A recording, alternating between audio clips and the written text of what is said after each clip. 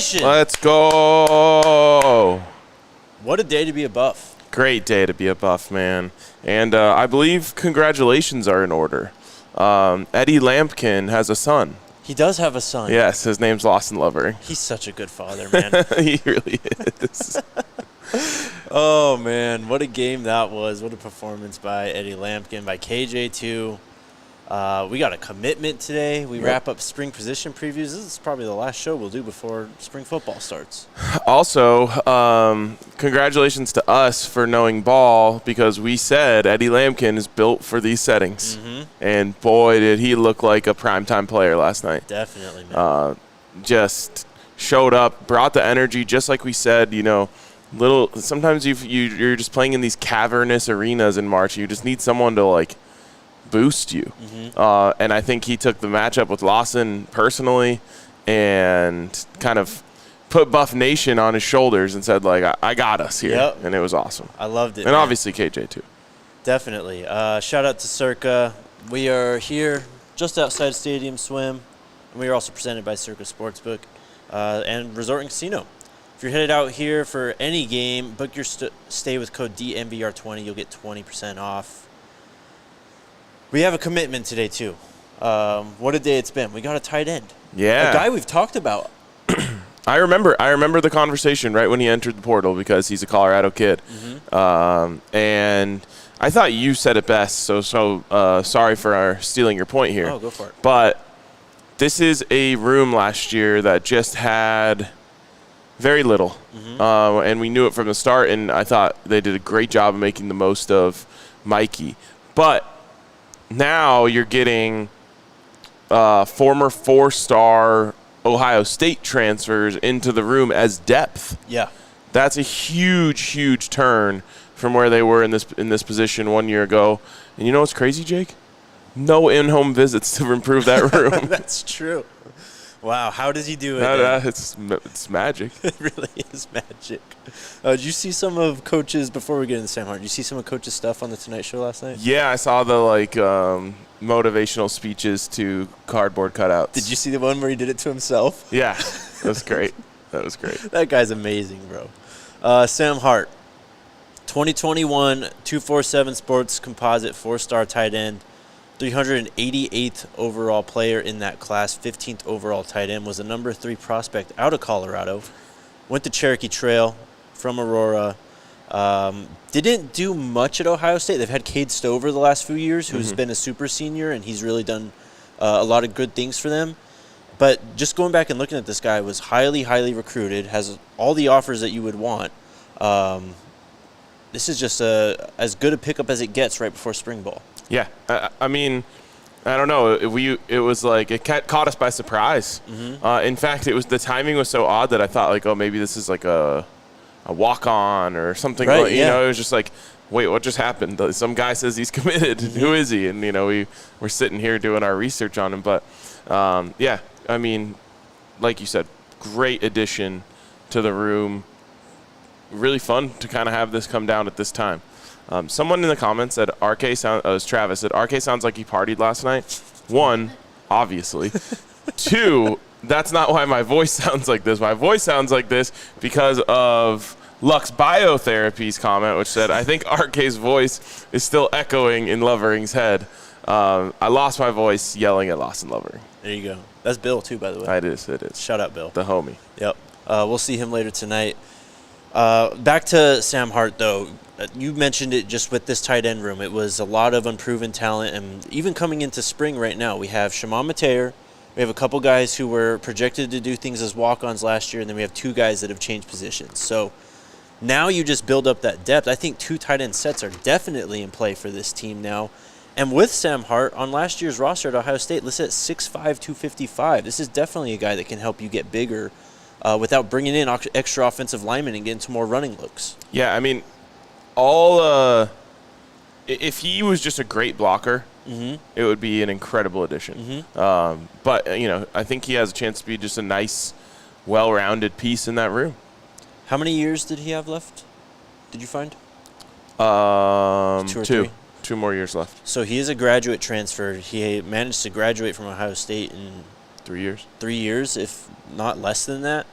So this is going to be another guy, and just like we talked about yesterday, an older player on this team in the trenches. Like, that's just, it's a different world than what we had last year. 100%. I have to say, maybe I'll save it for the basketball segment. Okay. But yes, spring football, the next time that we are live, we'll be recapping, I guess, what happened at spring football. Wow. Crazy. It's finally here, at least somewhat here. But let's make some predictions, man. We've talked a lot about every player on this team, basically, every position. We'll finish defensive lineman today in the next segment to finish our position previews. But let's make some predictions. You want to start, or do you want me to go first? 3 guys who we think could break out this spring. Yeah, I'll let you go first. I do want to say, if anyone doesn't make our 3, we're not sleeping on them. I was joking about that part, but what I really wanted to say is it's really hard to break out as a interior player in the spring. So I just want people to keep that in mind. Like, I would love to say Chidozie will break out. It's just really hard for bigger guys to show what they have without, being live in full pads, as they often aren't in spring ball. Yeah, there's going to be I'm sure some protection from the coaching staff going on, quarterbacks especially. But, yeah, you don't want these guys, getting too nasty during spring football when this is really just a little preview to see what we have right now. Yeah, it's kind of like, I guess, just a primer for the players to have an idea of what they're going to be doing in or in fall camp from a installation standpoint. Right. Like, this is purely here's what we're going to be doing. Here's our base packages and things of that nature. And yeah, again, it's a skill position type of practice in most days. Definitely. So that's why I'm going to go with a guy we talked about a few days ago, Shimon Mateer. A guy that if you just see him, making big catches down the sideline or up the seams, like already in spring football, that would be enough for me to feel so much more confident in tight end 1 this upcoming season. Love it. I mean, that dude seems like he has a real chip on his shoulder. He does. Yes. And how do you think he feels about today? I don't know. He seems like the type of person who would take it personally, but in a positive way. Definitely. I'm just like, all right, I'll go show that we don't need to add any more here. Great pick. I think there's a really great chance for that to be correct.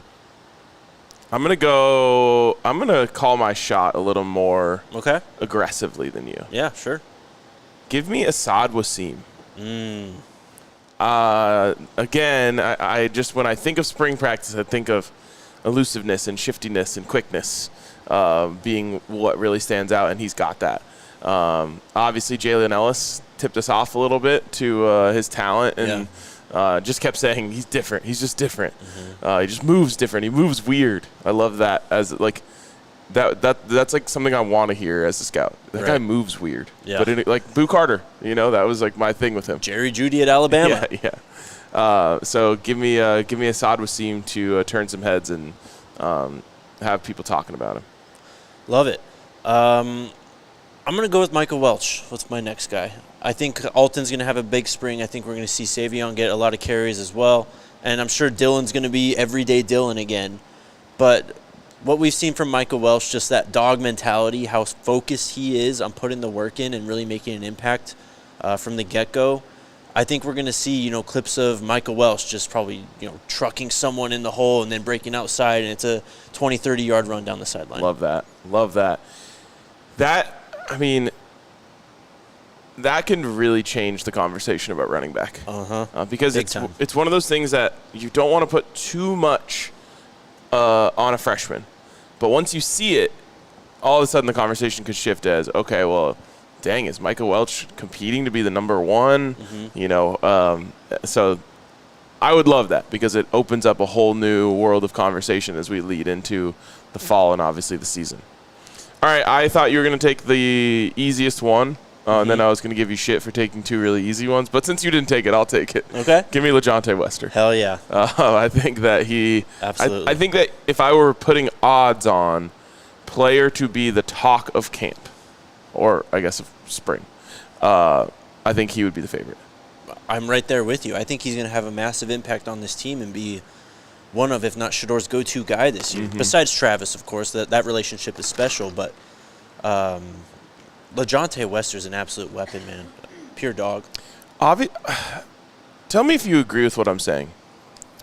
LeJontay Wester doesn't – when you watch his tape, your first thought isn't, oh, my God, that guy's really fast. Mm-hmm. Would you agree with that? No, definitely.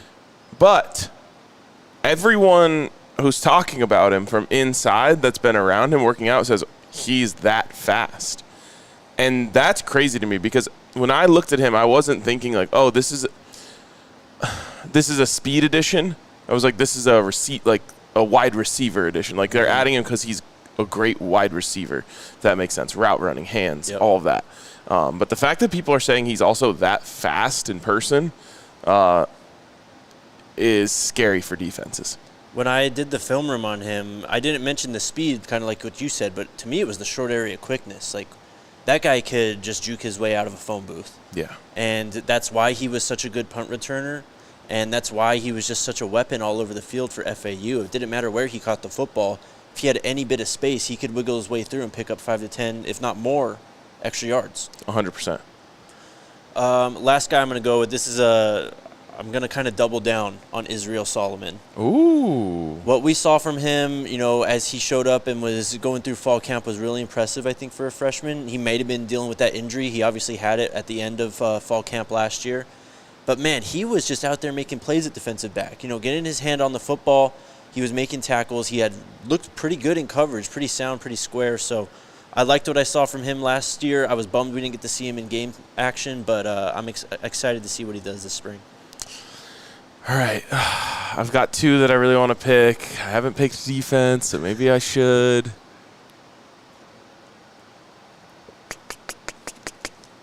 Nope, I'm going to stay on offense. I'm just an offensive guy, but I'll give the other guy my honorable mention. Alton McCaskill.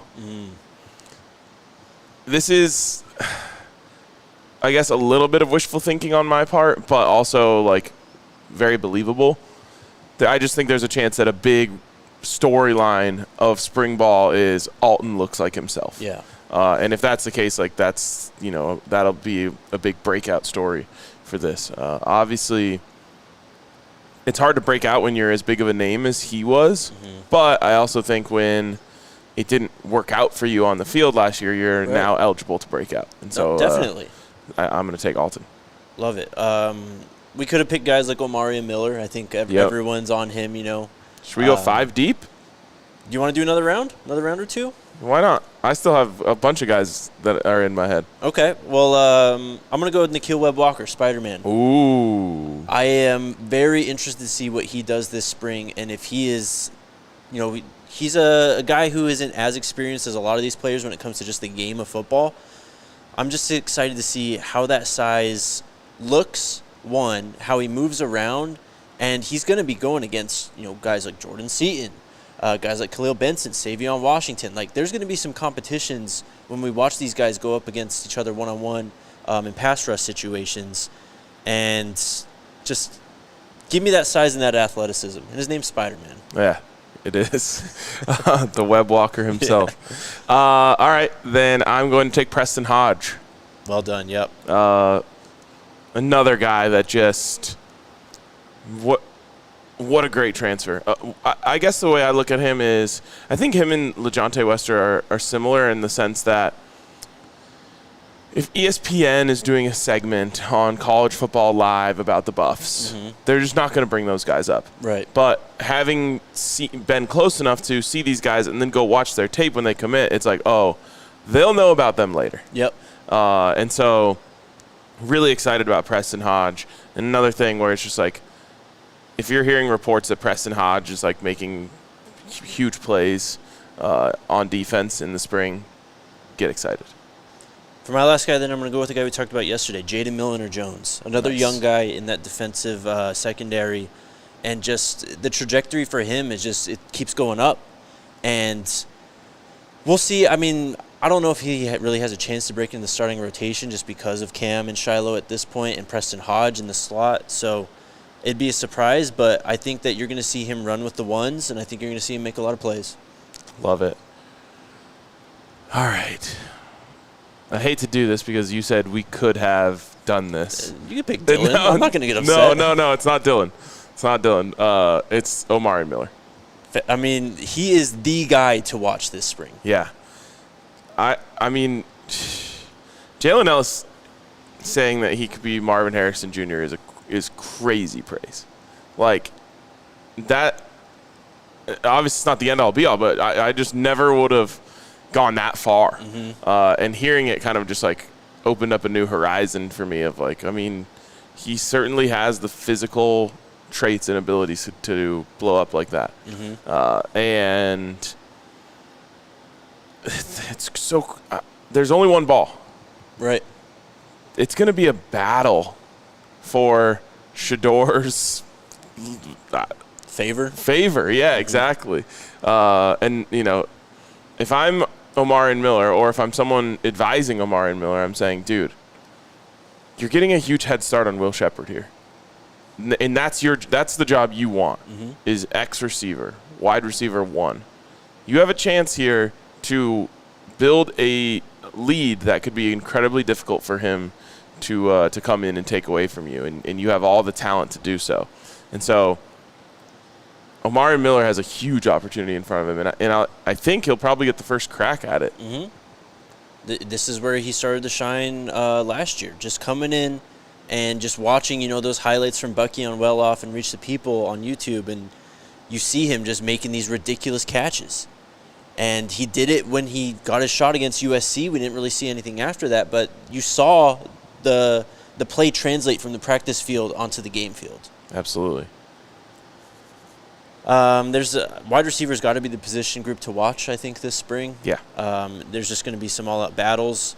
Of course, Jimmy and LaJonte, but then, as you mentioned, with Omari, and then I'm just excited to see Travis play wide receiver again, too. Mm-hmm. We also have to shout out Trevor Woods because we did linebackers and safeties position previews yesterday, and we somehow forgot him. That's my bad. Blame Vegas. Blame Vegas. Things can just get left behind here. But it was not intentional. Mm-hmm. I think you're stepping on my thing. Oh, sorry. Thank you. Yeah, I mean, obviously he's now made the move full-time to linebacker. Mm-hmm. And we've talked about Trevor quite a bit. You guys know the story. He's a incredibly intuitive player. Mm-hmm. And that's hard, especially at the college level, for coaching staffs to keep off the field. Yep. I just don't think he has the size to be a full-time inside linebacker. But I also don't think that there's a world where he doesn't get on the field this year. Definitely. I feel like he's kind of in a weird spot where he's in between positions because I feel like they had to go to him at linebacker last year, especially with everything that happened with Juju. And you look at the depth of the safeties, it's like, well, we got to keep as many of these guys on the field as possible. Let's just put Trevor at linebacker and see what happens. And it did look pretty good most of the time. But, I mean, is he more suited to play in the slot or is he more suited to play at safety, like his natural position? Like, who knows at this point? I know. It's a weird I mean, I guess we'll see what he can do in the weight room. Mm-hmm. Because, like I said, I have a hard time imagining him playing every down at inside linebacker. I think that would be really hard for him. All right, let's get to this defensive line position preview. But shout out once again to our wonderful friends over here at Circa. Just coming back here every night, it's just like back home. It literally is home. Circa has now become our home. It's just incredible. We got Stadium Swim back here. It's a little chilly today, but there's still some people out there hanging out watching the games. Of course, we had a game last night, but I was yearning for some late night hoops just sitting in the sports book. Yeah. That's a great vibe in there, man. Mm-hmm. Also, the chairs are so comfortable. I know. You could take a nap in there, I swear. I almost did yesterday. Those chairs are just elite. I love this place. If you're heading out to Vegas for any game, book your stay with code DNVR20. You'll get 20% off. Also, if you're in Colorado, download the Circa Sportsbook app. You can download it at circasports.com. Circa Sports bets can only be made while physically located in the state of Colorado. Must be 21 or older. All rights reserved. Circa Sports Colorado. encourages you to gamble responsibly. If you have a gambling problem, call or text 1-800-GAMBLER or visit problemgamblingcolorado.org. Also, shout out to our friends at Breck Brew. Check out the Breck Brew locator at breckbrew.com. And you can find where the nearest ones are to you. They are sold in damn near all 50 states, so make sure that you check and see where the nearest Breck Brews are to you. Or if you're out here in Vegas, just go to the bar, ask the bartender what kind of Breck Brews you guys got on tap. Most great bars will have at least one. It's the best craft beer out there as far as I'm concerned. So go to breckbrew.com, find the beer locator, and get you some ice-cold Breckenridge Brew beer.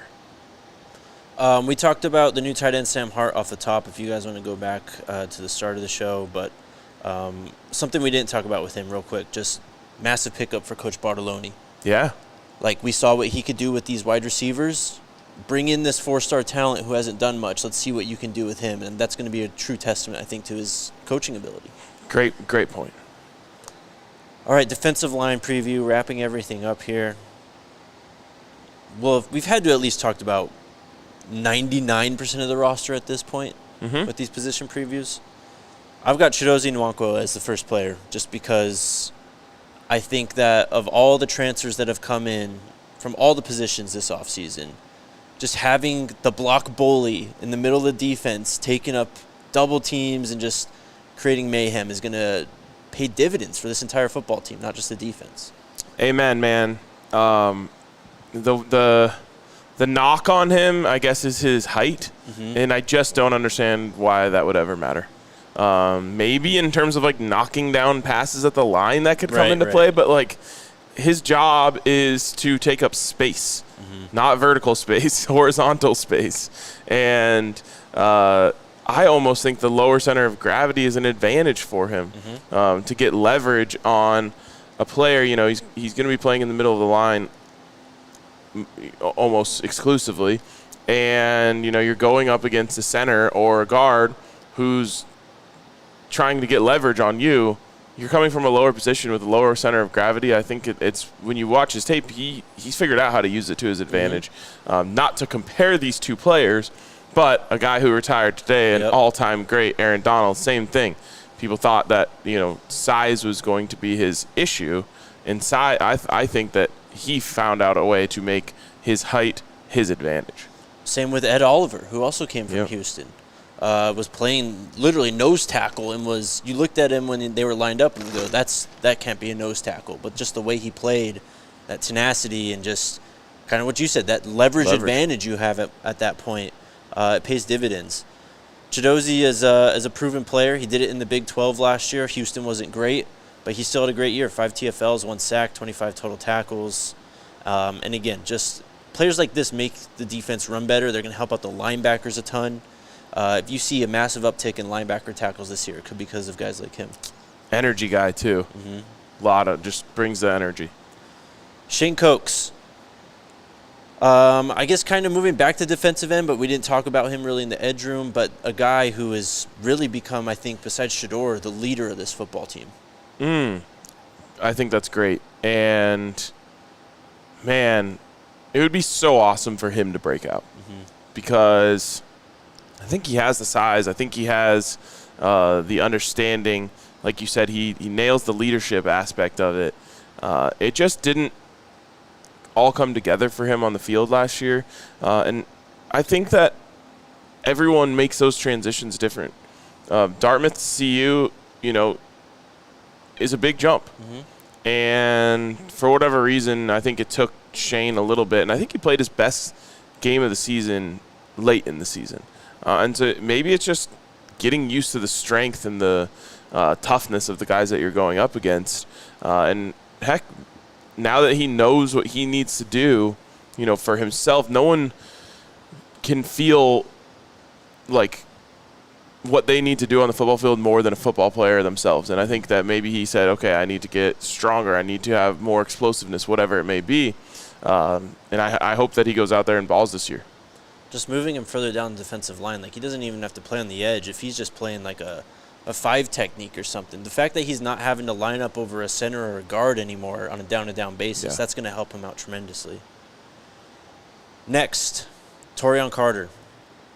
Probably Anquin Barnes is pretty big, and we'll get to him, but Torian Carter is maybe one of the biggest players we've added this offseason. Yeah, and I think a guy who's getting slept on a little bit. He's still getting slept on, yes. And it might just have to do with the fact that Block Bully's become such it's a brand. Fan favorite. Yeah, exactly. Everyone loves him, and for good reason, and everyone talks about him a lot. But Torian Carter has just kind of flown under the radar as a space eater himself in the middle of a line. And I think that will not be the case once the season starts. People are going to know him quickly. A guy who's played a ton of football, 29 career games at Arkansas in the SEC. That's pretty proven. He did have that torn ACL in 22, missed that season. But when he came back in the last season, the production drop-off from 2021 and 2023 was non-existent. He was the same exact player. Love it. Next guy, Amari McNeil. And I thought about taking him when we were just doing those spring predictions because all you've heard about him is he's keeps growing, just keeps getting better and better. And he kind of came on later as the season went on last year. And in many games, I thought was Colorado's best defensive lineman. Yep. So while we have these transfers and they're probably the favorites to start, Amari McNeil is going to be very high in the defensive line rotation. I was going to say everyone up until the next name I think that we have on here is going to play significant downs. And I'm not saying the next one won't, but I'm just saying I'm sure of the fact that Chidoze, Shane Cokes, Torian Carter, Amari McNeil, and Anquin Barnes are all going to play. And Amari, another one who I feel like played his best games at the end of the season. And so I think I say that about a lot of these guys on defense particularly, but I think that it's something that I am interested in. If it's not I'm not saying this is a knock on Dylan, but his best game was in the first game of the season. It feels like we're like a long way, like that was a long time ago.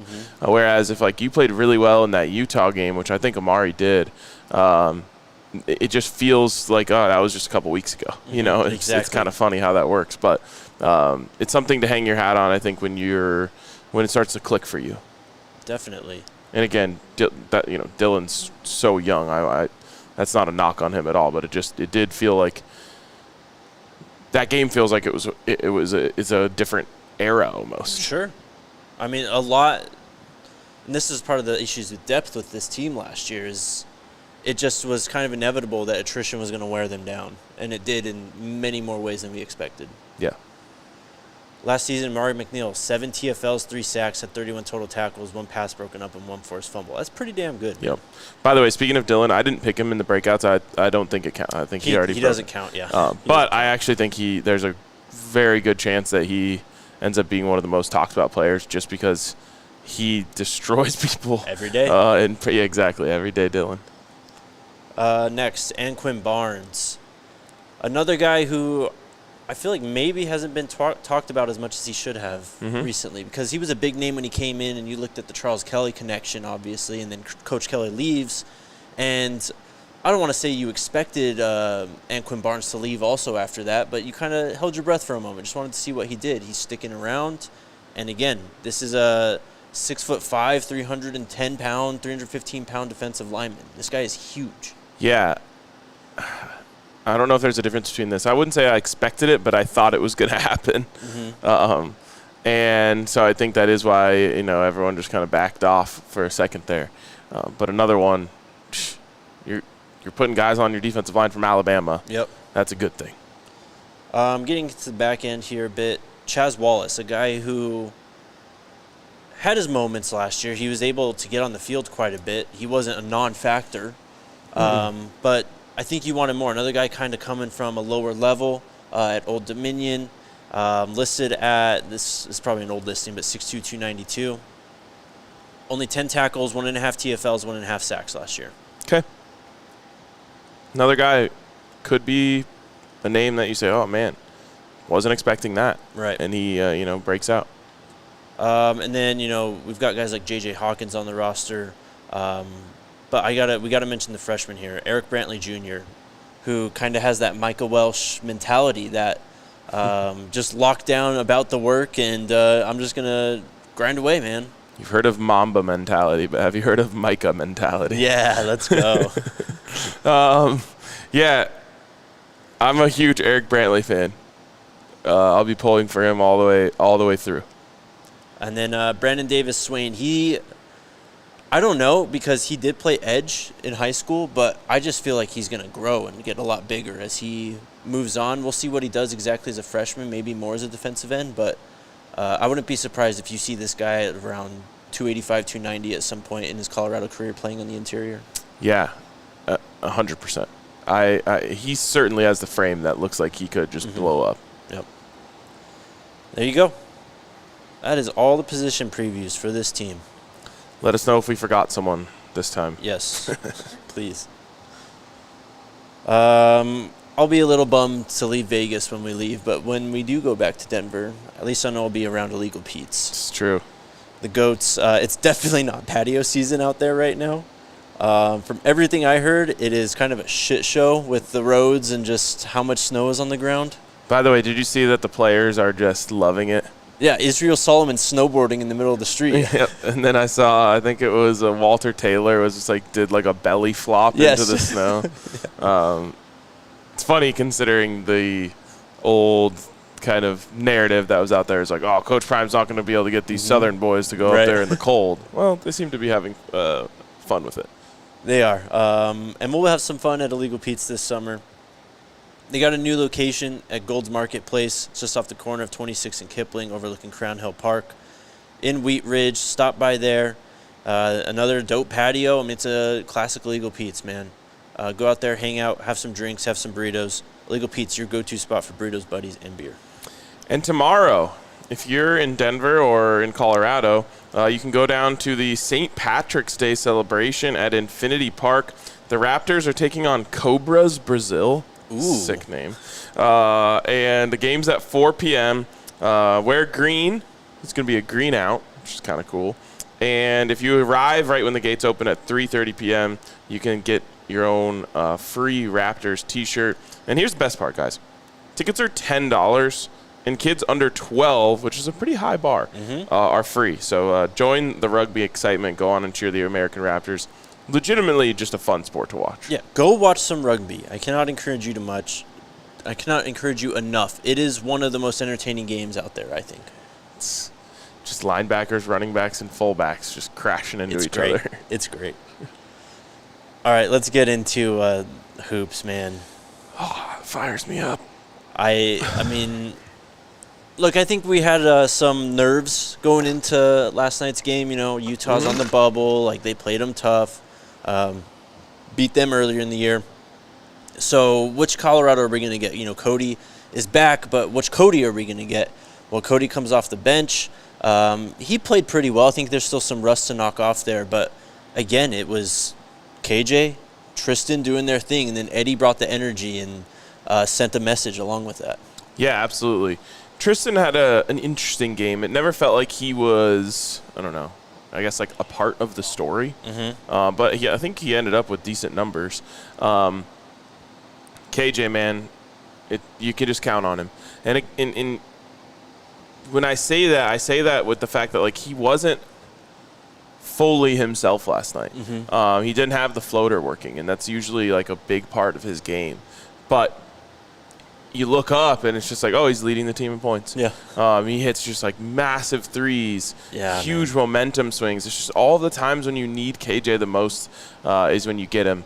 And I was really, really proud of him. And it was such a workman-like win. Just went out, brought the energy right away, and just like held Utah at bay the entire rest of the game. It was fun. Yeah, he had like back-to-back threes in the second half, and that really felt like the difference because it was an interesting game. Colorado went out the gate very, very quickly. I think they were up by like 15 points at one point. And then Utah goes on like a 15 or an 18-point run. Yeah. And all of a sudden, it's only a 3-point game at halftime, and we're kind of nerves, like, oh, what's going to happen here? And then they just completely owned the second half. It wasn't even close, but those back-to-back KJ threes, I felt like were a big difference. Yeah, absolutely. He has such a quick release, and it doesn't necessarily look quick, but he's able to just get those shots off, like in the corner when there's someone closing out, or even just like his little like sidestep threes that he shoots. Those just rarely, if ever, get blocked. I feel like his release doesn't look as quick as it actually is. I love this team.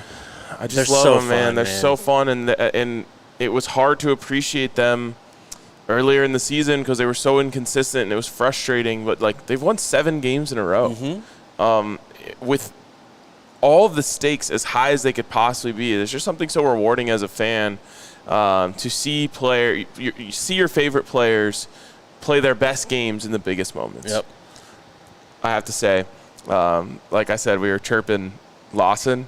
And we were right next to the Colorado bench. Yeah, you were. And I won't mention any names, but some of the players were dying laughing. Let's go. It was funny. I love it, man. I asked Javon after the game about it. I was like, I asked him, what did you think about what Eddie did tonight? And he goes, he's a different animal. Yeah. He's just the energy he brings. And, I mean, Eddie was just so good in all phases. This was the ideal Eddie Lampkin that, we saw at TCU. We saw earlier in the year, he's passing really well. He kicked it out to KJ on one of those threes in that sequence back-to-back for KJ. He was, I don't know, man. For a guy who wasn't on the team last year, who probably has no reason to have this grudge, the way he handled Lawson, it was just so satisfying. And 0 points, man. He had 0 points. 25 minutes. 2 missed dunks. All right, 0 points, 0 for 4 from the floor, 5 rebounds. He did have 3 assists. 3 fouls in 25 minutes. Yikes. Yeah. That was fun. That was really fun. And 1 flop, by the way, too. I don't remember the flop. Everyone tweeted at me about it. It was just Eddie's just doing his thing under the hoop, and Lawson just goes. Oh, yeah, the charge. Like full hands, like flying back and everything. Oh, and that's when KJ looked at him and gave the flop symbol. Yeah. That was great. What do you got? Just great time at the game. Shout out to everyone who said they watched the show and things like that. It sounds like there's another meetup tonight. They're moving it inside because the weather's not as good. But a little rainy if you guys are in Vegas, we are going to the Brew Dog meetup before the game. So it's right in that same area around the stadium, which, by the way, super cool. Yeah. What'd you think of the stadium? First time there. It was fine. It didn't have any like special. They curtained it off all the cool stuff, I think. For the nights. Really? Yeah. That's kind of lame. Yeah, I mean, what I liked was the little like district that they've built up around it, where we were hanging out before the game. I thought that was a really, really cool, just kind of setup. It is just wild going to stadiums in Vegas because it's like somehow that stadium just like blends in. Right. It's like not even like you wouldn't even know it was there. I know. Yeah, I enjoyed it. It was cool. Did you have any thoughts, Alyssa? I was a little underwhelmed, but okay. By the stadium itself? Yeah, the stadium itself. Yeah. Still cool. I will say paid for it because I was not expecting there to be such a good crowd, which made the tickets more expensive.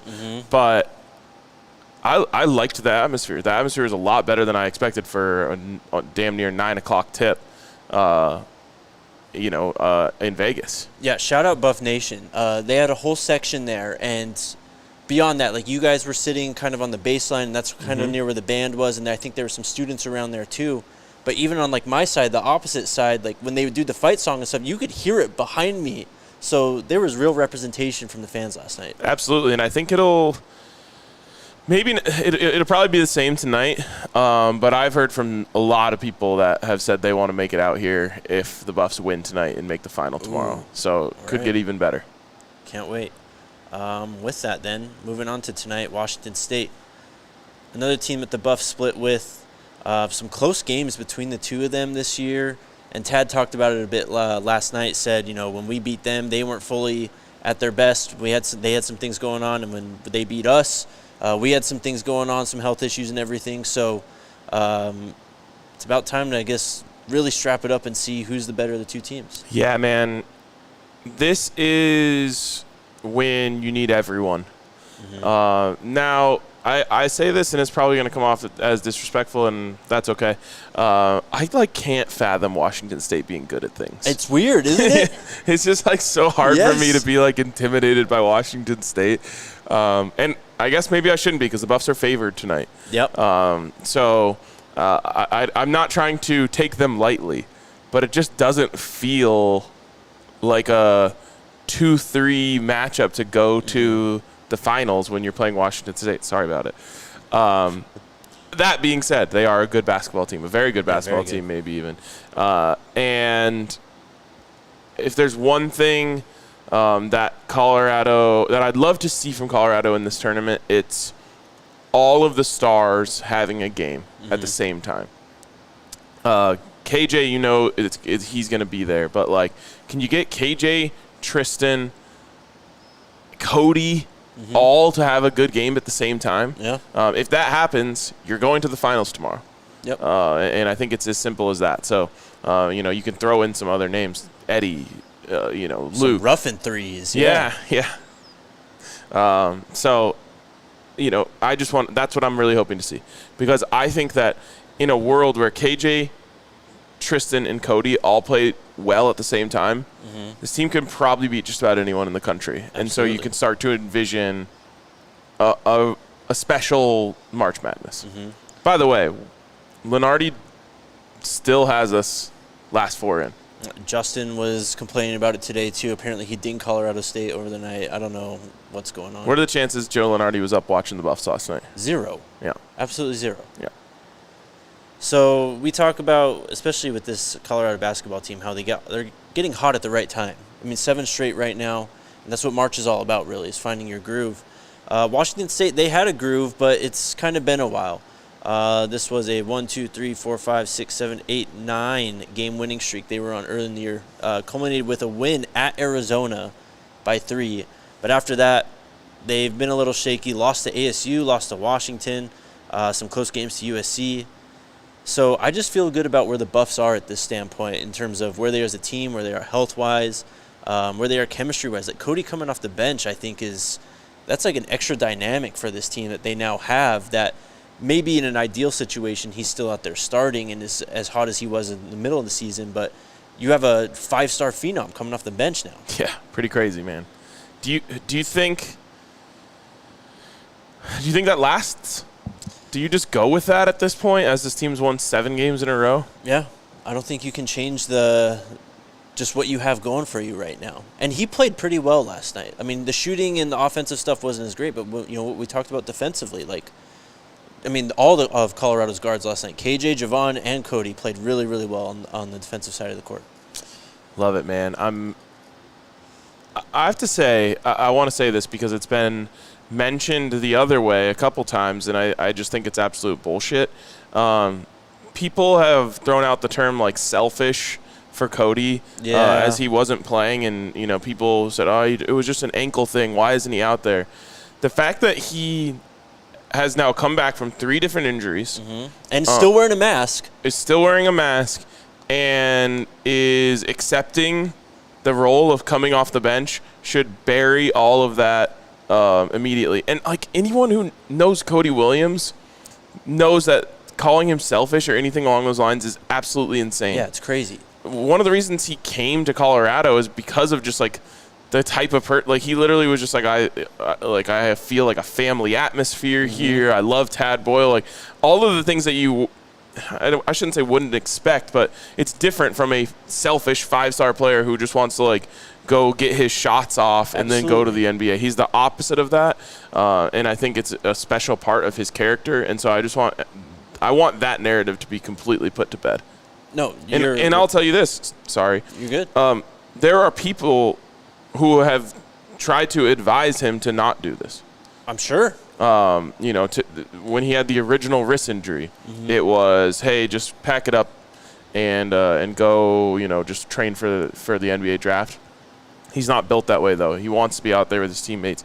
He wants to experience March Madness and hopefully do something special with this group. Last thing I'll say about this basketball team, and that's just going back to KJ again and just the differences between this year and last year. Like, even when he wasn't going in the first half, he just plays at, like, he found his speed to play at now. You know what I mean? I feel like he would get a little rushed last year and feel like he had to press and just, like, jack up a lot of threes and try and make something happen, especially when CU was down. Yep. But he just is so much more measured and just so much more calm while still being that killer at the same time. He could have had 30 last night if he just got calls at the rim. Mm-hmm. Could not buy a call. Yep. We'll see how tonight goes. Was it Buffs -2.5, I believe? Yeah. Pretty. I mean, -145 on the money line is what surprised me. Mm-hmm. I was expecting to see something closer to like -115. Mm-hmm. So Vegas believes in the Buffs. Yep. So do we. Amen. All right, Alyssa, what do we got? Super sticker from Big Teasy. Oh, let's go. $10 today. Let's go. Hippo character collapses to the ground as his chair breaks while the words R-E-K-T appear above him. Wreck it. Wrecked. Wrecked. So you talking about Lawson Lovering? I guess. Appreciate you, Big Teasy. Eric wants to know, Jake and RK, how much of an offense and defense will be shown by Pat Shurmur and Robert Livingston? In spring? Yeah, I mean, there's going to be some bare bones. There'll be some installation stuff. Like there'll be some stuff, especially for the spring game, where they're practicing the actual offense and defense. But I think a lot of it's just talent evaluation. Yeah. Certainly not in the spring game. You're not going to see anything in terms of the scheme, because teams have an unlimited amount of time to scout your spring film during the summer. So I think that you'll see almost nothing there other than plays that everyone has in their offense. Just Shedeur throwing bombs and then handoffs to Alton and Micah and Dylan. Yeah, exactly. And just standard, mesh and standard flood. And if we just got standard mesh though, after last year, do you know how exciting that would be? Sorry, I almost just ripped the it's okay. cord right out of the board. What else?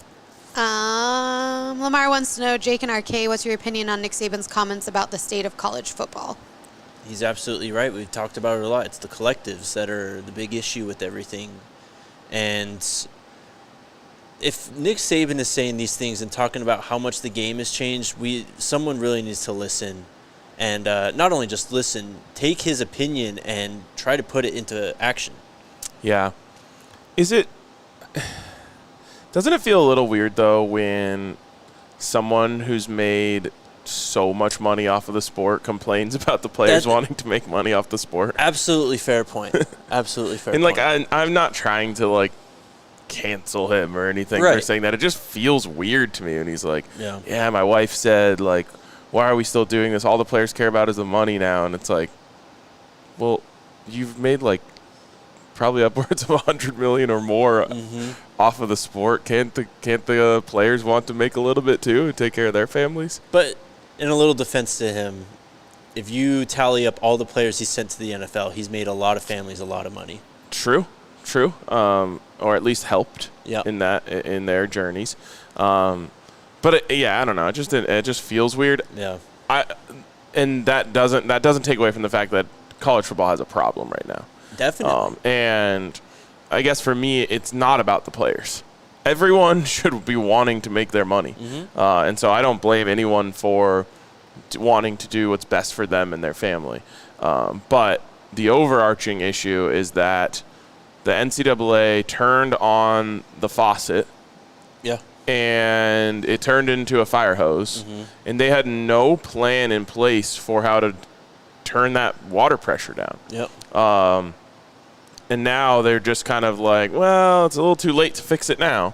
And that was just so predictable that they were going to let it just become the wild, wild west. It's we're just still in such a weird time. In 5 years, it's going to look completely different, I think. Yep. And I also understand Nick Saban wanting to step away because of the fact that, the way that he had done it that was so successful for so long had kind of gone away. And instead of, it's not like he's a young coach. Right. Instead of, being like, okay, now, I got to teach an old dog new tricks, just be like, let me just walk away as the best of all time and not have to learn that new trick. Definitely. Travis wants to know who's the player that will need a big game tonight to take down Wazoo. Tristan, for me. Yeah. I mean, Eddie, if he could do it back-to-back nights and just be a more consistent overall player, would be massive for this team. I know, it was a special matchup, I guess, but and Lawson definitely has his shortcomings, obviously. So I don't think he's gonna be playing against much better bigs moving forward. I would say this. I think the Buffs winning this game, they win it with their defense. Washington State can get hot and they can shoot the lights out. If you don't let them do that, you're gonna win. They played pretty good defense. They just allowed 6 first-half threes. Yeah. No, I thought they played great on defense for the most part. Anything else? Another super chat from Big TZ says, I came to Denver to play / snowmobile in some snow, and then all the craziness broke out with the snow. I'm trying to read this hashtag reverse. Jinx? To Cosis W? See, reading is hard. It is. Reverse to Cosis W? Oh, reverse tacos is a dub. Oh, there we go. I think it meant reverse nachos. Yeah, Big TZ's in Denver right now. Dang, that's we just crazy. missed him, yeah. I'm assuming it's like impossible to get to the mountains right now. It's probably a shit show up there. Yeah. It is. My friend was supposed to elope today, and Netherlands, like, in a state of emergency. Her Airbnb canceled. Yeah. Oh, boy. I was so bummed. They got like 4 feet, she said. Well, I guess if your wedding's getting canceled, it's better that you are eloping. Right. Like, you can elope whenever. Yep. Don't have to send out invites for that. Yep. What else do we got? Okay, next one. Travis again saying, if the Buffs win tonight, what tourney seating do you see them at? I think that it's really going to depend on what the committee values. They're still hovering around first 4 in, too. So. And I can't believe that. They're a 23-win team right now. Yeah. With top-end talent, with injury excuses, which I think injury excuses are going to play pretty well with the committee this year because everyone has been injured. Yeah. So it's gonna be more of like, okay, well, we have to take it into account, knowing that all of these teams have had a really difficult time staying healthy, and so I don't know. I think that they can play their way into like a 7. Maybe not tonight, but I don't know. I mean, maybe. I think if you win tonight, because then you're also getting another high-level matchup. Yeah, I think they can play their way up. I don't know if I really care, though. No, I don't think I do either. But, you win tonight. You're on an 8-game win streak. You're probably one of, if not the hottest team in the country. You're going to go get a chance to exercise some demons against Arizona for the 3rd time this year. And I think even if they got absolutely killed the last 2 times they played Arizona. Hang around 10 points at least, and I think that'll be enough to really show that you deserve to be more than just first 4 in. Yeah, I hate to show weakness, but I will be rooting heavily for Oregon in that game. I would much rather not have a chance to avenge those losses against Arizona. But I guess the thing right now is, could you play your way into a position where you're playing a team that is a lower seed than you, or a higher seed? I don't know which way. But if you can get like to 8, then you're going to be playing a 9. The only thing that sucks about that, and the weirdest part of this time of year in seeding, is the winner of the 8-9 plays the 1. Yep. And so it's almost like a death sentence, right? To get an 8 or 9 seed. So just like, do you even want that? Would you rather have the 11? Would you I don't. It's kind of interesting. I don't think many 1 seeds want to play a red-hot Colorado team that's potentially on a 9-10 game win streak. That's true. But then you think of those Arizona games, which is really the only high caliber team we've played this year, and it hasn't been all that close. Yep, good point. Next one from Soldier Life Records. He says, will you guys be hosting events for the games this season? I plan on flying in. Oh, yeah. Definitely. We'll have tailgates every game. And if all goes to plan, I think tailgates every game on the road, too. Hell yeah. I can't wait. I'm so hyped. The girls' club wants to know if RK conducted the band last night. Unfortunately, Jake was the one who was sitting near the Utah band, and he had a press credential around his neck, so he probably couldn't have gotten away with that. I was much closer to the Buffs band, so no, I didn't get to conduct the band. The Utah fans were interesting last night, especially the little student section around the band. They were trying to, like, yell at Eddie and shit, and it's like, what are you possibly going to say to this guy right now? He's absolutely just making a mockery of your big man right now. Yeah. The Utah fans near us were actually pretty cool for the first half.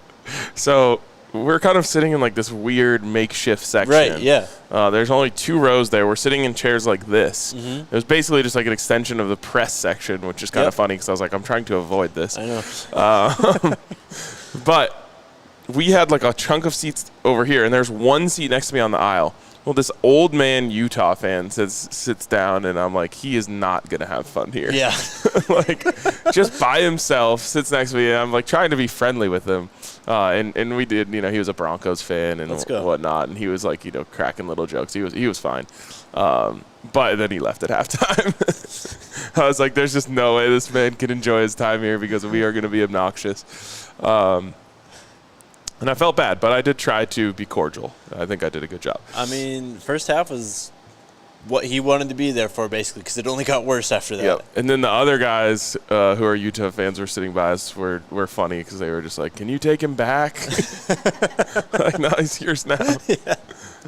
There was there's no one out here, press-wise. Adam was out here. Yeah, but that's it. It was, so I saw Pat, I saw Adam, I saw Jimmy, I saw some of the student guys from School Buffs, and it was me. They're missing out. I had a whole row to myself. You did. I was actually like, once Alyssa left, I was like, Jake just looks like he's alone over there. Yeah, I was just kicking it. That's weird how they have it split up, that you were...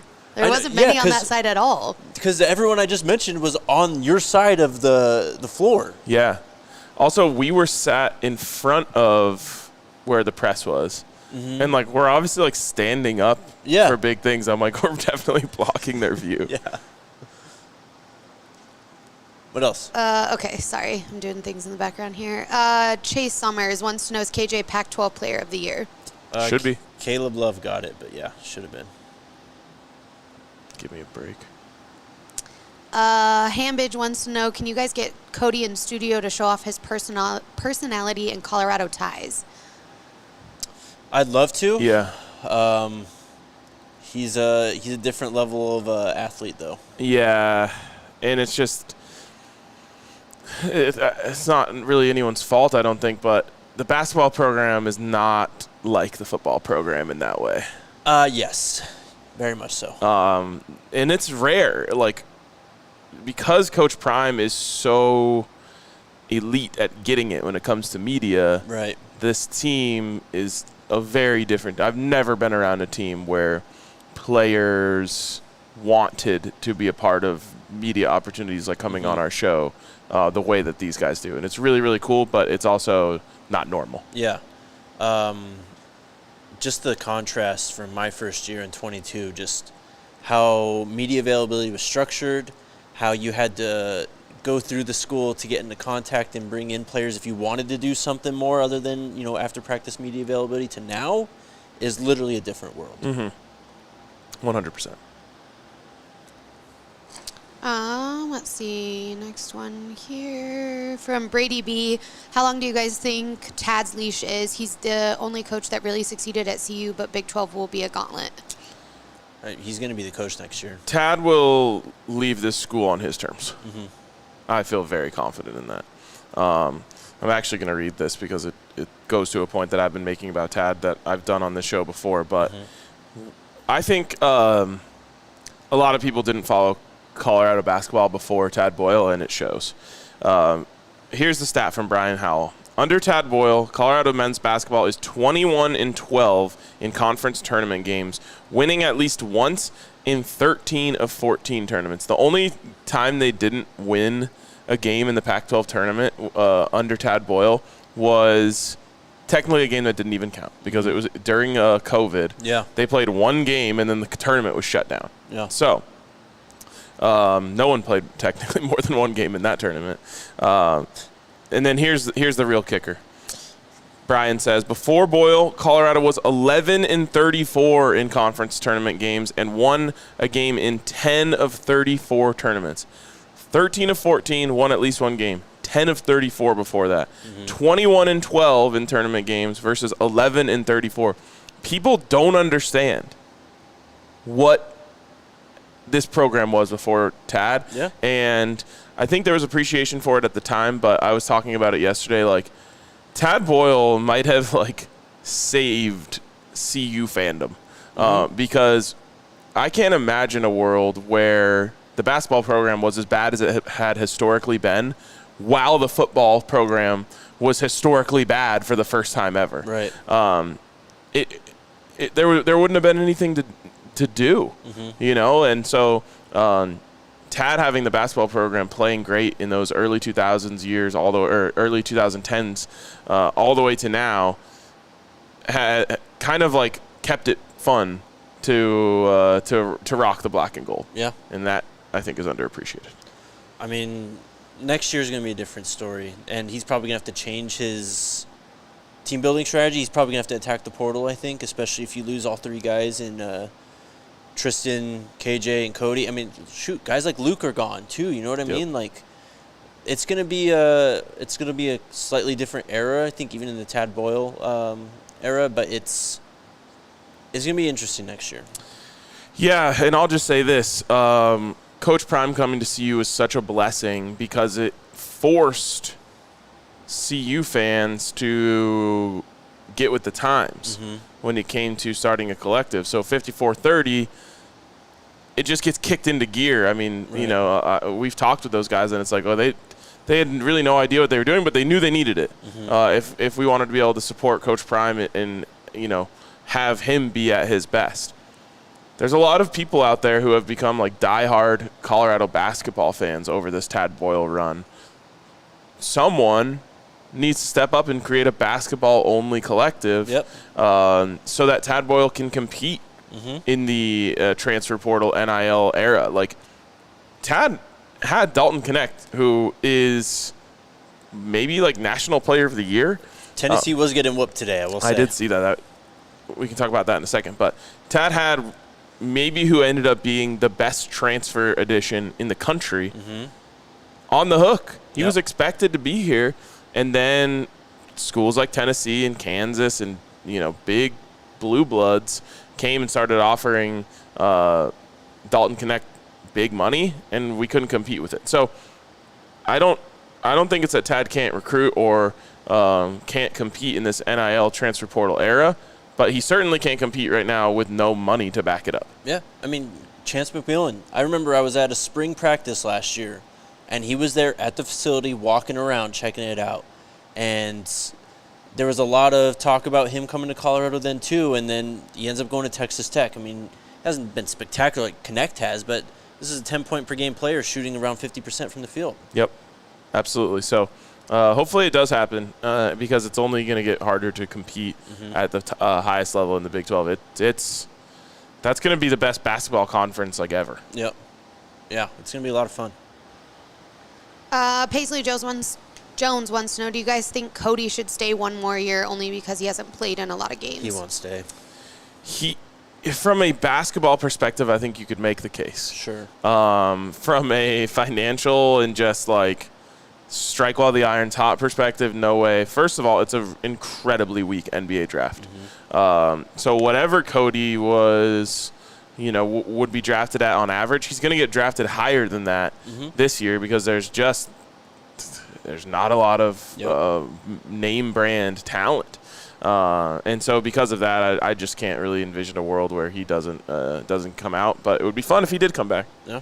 KJ could also come back. Yeah. Jalen had a great game. Jalen Williams for the Thunder had a great game last night. Oh, really? Yeah. He's good. He's pretty damn good. Atlanta, stay focused and informed, wants to know how many points do they need tonight to beat WSU? Oh. Like I said, I think this game will be won on the defensive end. So I'm going to say, for no particular reason, 69 is enough tonight. Nice. I was going to say like 76-ish. Yeah, I think they can muck it up and make this a defensive battle. Okay. Next one from Mac Entertainment. Outside of broadcasting in Vegas, what have you guys been doing during your downtime? Drink up, LOL. We haven't hung out a lot. I mean, we hung out the first 2 days. Yeah, but I mean, we're just doing different things like in the evening and shit. Yeah, so. for sure. We sat yesterday and watched games, the three of us. Yeah. Oh yeah, we did hang out for a bit yesterday. Yep. Yeah, I mean, we spend a lot of time in the sports book, spending the nights in the casino. Yep. And I don't know, we've had some good food. Yep. We found some good food. I had my first ever White Castle. Absolutely slapped. Congrats, bro. Congrats. Jake's at it every day. Yep. You're still going strong every day, huh? He's at 11 slider. Yeah, do you want to hear my White Castle stat line? Yeah, let's go. It's impressive. We're 3 for 3 days. Okay. 11 total sliders. Wow. What was the balance on those?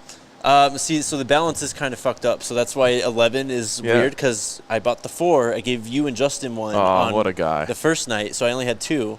But then 2 nights ago, On his 2 a.m. journey. yeah, on my 2 a.m. drunk journey down to White Castle, I got 5 because I was hungry, so I got an extra one. Oh, my God. And then last night I got 4. Wow. Yeah, that does add up to 11. It's a good stat line. Thank you, bro. Better than Lawson Lovering. I know. You know what? RG's stat line is probably better than mine, honestly. His is RG can pretty high. eat a lot of food. And he loves White Castle. He loves it. Yeah, I didn't know you guys were such diehards. I mean, it's out here and it's nice to have, but he is the actual diehard of White Castle. He is. And he got a milkshake. How does he stay so skinny? It's not fair. Well, there's an answer to that, I'm sure. Tall privilege. Yeah. That's what we do, though. I mean, I don't know. We were at the sportsbook for like 3 hours yesterday, though, before we went to games. Yep. A lot of fans in the chat of Carmen says, I'm from Minnesota, grew up on White Castle. Reeve says White Castle is a staple. Let's go. It hit so perfectly the other night. Like, I was like, I think this might be the best drunk burger. You might be the only person to ever not have White Castle, have just one White Castle slider, and then that's it. Yeah, That's unique.